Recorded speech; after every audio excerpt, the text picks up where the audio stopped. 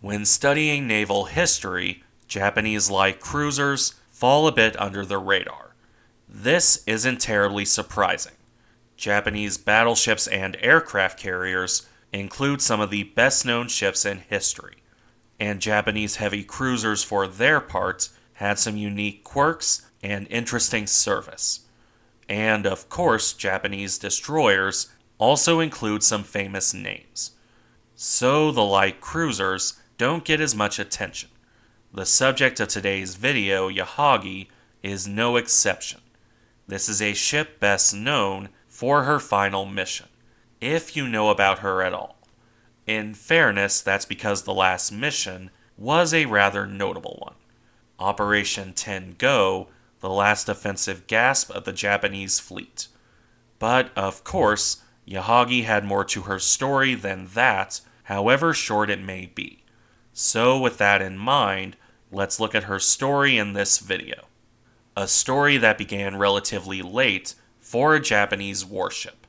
Yahagi was laid down on November 11th, 1941, just before the Pacific War began.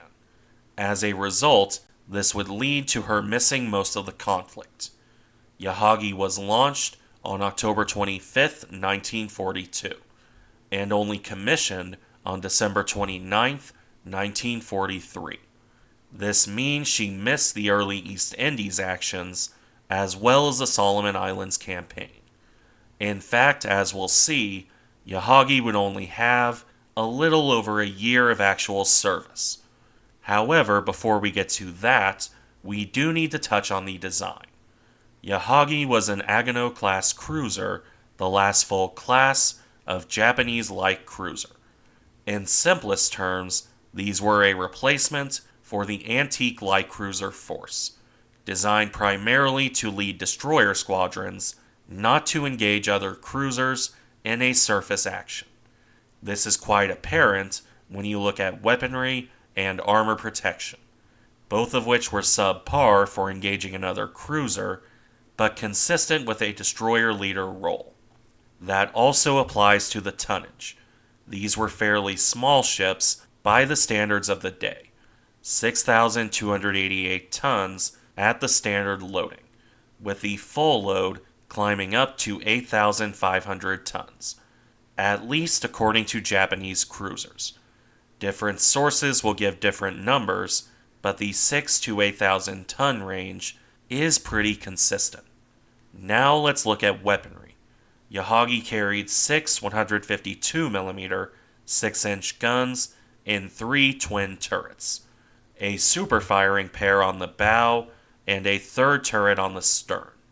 These weapons were taken off the Congo-class ships during their refit, meaning the Aganos had relatively antiquated guns, although they still packed a punch.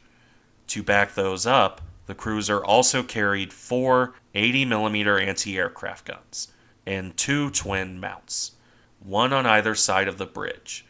Light anti-aircraft defense past this point consisted of the ubiquitous 25mm gun, the 25mm morale booster, as I jokingly call them, the exact number of which varied depending on the ship and when you're looking.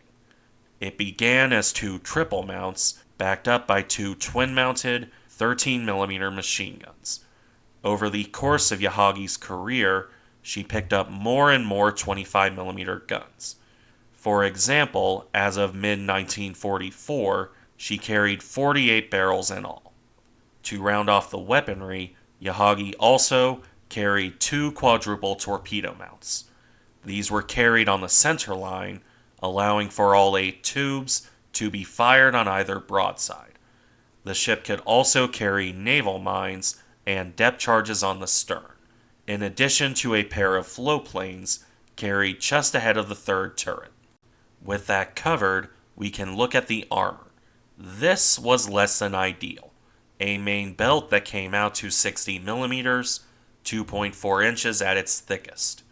Certainly sufficient for destroyers, but very underwhelming for a cruiser engagement.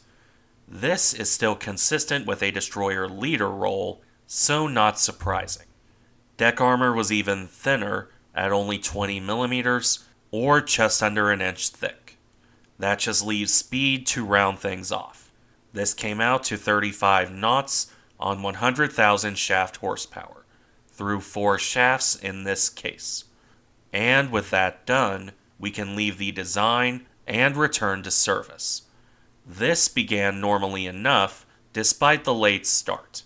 Yahagi was commissioned into the Japanese Navy on December 29, 1943, as I said earlier. However, the cruiser would not join the war right away, even though she was assigned as flagship of Destroyer Squadron 10. As is tradition, Yahagi underwent sea trials and working up. This would keep the cruiser in home waters until February of 1944, including a refit in late January to add more 25mm guns. Yahagi came out at this point with 8 triple mounts and 8 singles, or 32 barrels in all. When that was done, the cruiser set out for Singapore on February 4th, 1944. She would arrive on February 13th in company with Shokaku, Chikuma, and 4 destroyers. Once in Singapore, Yahagi began yet more training and battle exercise. First off Singapore from February through May, and then in the Philippines from May 1944 through to June. All of this work was helpful, of course, but it meant she didn't see actual combat until the midpoint of 1944. This came on June 13th, when Yahagi left for the Battle of the Philippine Sea. In this, she was part of Force A, with Japan's remaining purpose-built fleet carriers, the new Taiho and the veteran Shokaku and Zuikaku. This would be Yahagi's first taste of combat, although there isn't much to note in this regard. The main action, better known as the Marianas Turkey Shoot, took place on June 19th. This was primarily an aerial affair, with the Japanese aircraft suffering against the American defenses, after which American attacks in turn would harass the Japanese. However, the worst losses for the Japanese came from submarine attack. Taiho was lost to poor damage control after a torpedo hit from USS Albacore, and Shokaku would go down to torpedo hits from USS Kavala. This is relevant because Yahagi would help pick up survivors, along with the escorting destroyers. As an interesting note, Shokaku's captain would end up aboard Yahagi during this process. With those survivors aboard, Yahagi joined in the general Japanese retreat, arriving back in Japan by June 24, 1944, where the ship promptly went into dry dock for the fitting of yet more anti-aircraft guns. When Yahagi came out in July 1944, she had 10 triple and 18 single-mounted 25mm guns, a total of 48 barrels, in addition to new radar. With this new equipment, Yahagi was pressed into a transport role. The cruiser would carry Japanese army troops departing Japan on July 8th.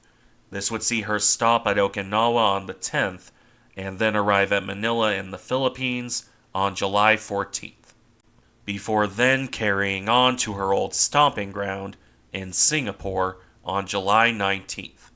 Yahagi would remain in this general area based out of Linga Anchorage until October of 1944, on yet more training and patrol duty while the Japanese fleet prepared for its final grand battle, the Battle of Leyte Gulf, one final attempt to deal notable damage to the American Navy.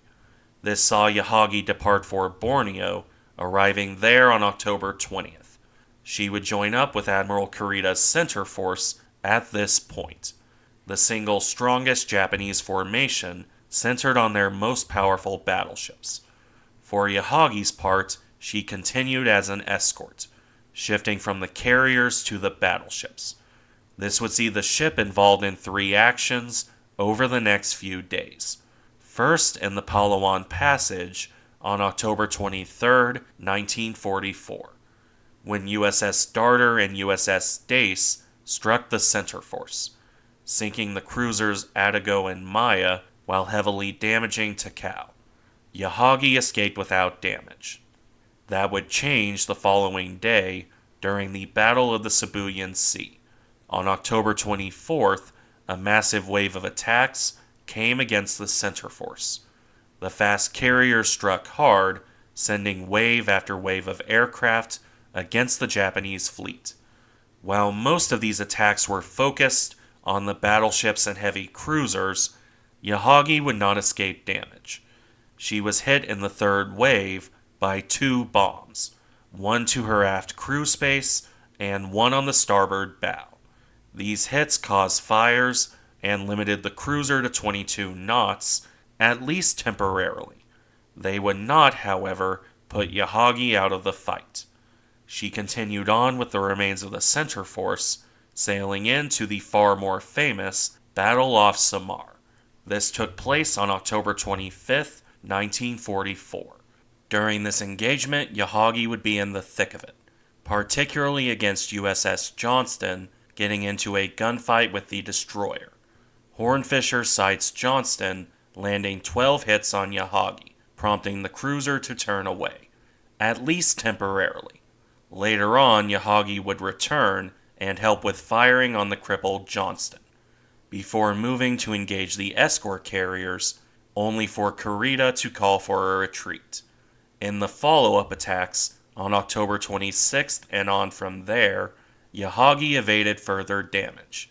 She isn't the most famous ship at Samar, for better or worse, but in the end, she kept her crew alive, before ultimately returning to Japan itself. The cruiser arrived there on November 24th, 1944, although not without incident, as the veteran Congo was sunk in the convoy on November 21st. As for Yahagi, she was in for another refit, to repair her damage from Leyte Gulf, and also to add more anti-aircraft guns. This would run from November 24th to December 18th, 1944. When that was done, Yahagi left dock and gained a new commander, one Tamachi Hara, better known for his time as a destroyer captain. Under Hara's command, Yahagi would remain in Japanese waters into 1945. The cruiser continued training from the end of 1944 until March 29th of 1945. By that point, the Japanese fleet was a shadow of its former self, and it would soon be reduced even further as a desperate plan came into being. Operation Ten-Go, best described as a giant naval kamikaze run.